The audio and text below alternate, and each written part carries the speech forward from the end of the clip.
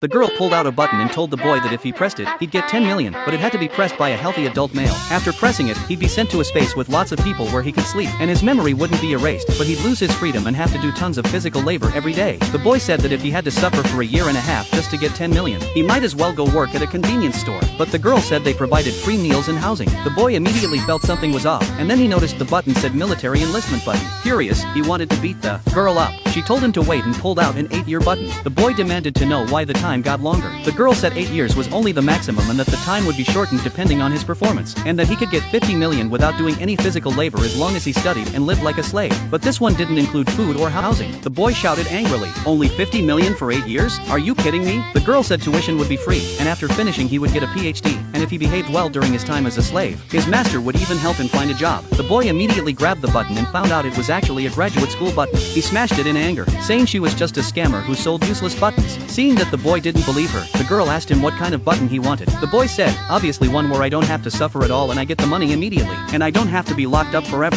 To his surprise, the girl really had such a button. If he pressed it, he'd get 100 million in 5 seconds. But the condition was that he could only press it once in his entire life and would lose the chance to press any other button forever. The boy pressed it on the spot. Nothing seemed to happen at first, and then he was hit by a truck and killed. His phone received a payout of 100 million as a traffic accident death compensation. However, the girl realized the boy's body had disappeared. She asked the truck driver if he'd seen the corpse, but the driver said that nowadays all the fat guys who get hit by trucks go to another world. Meanwhile, the boy woke up in another world and left the girl a 1-star review because he never actually received the 100 million.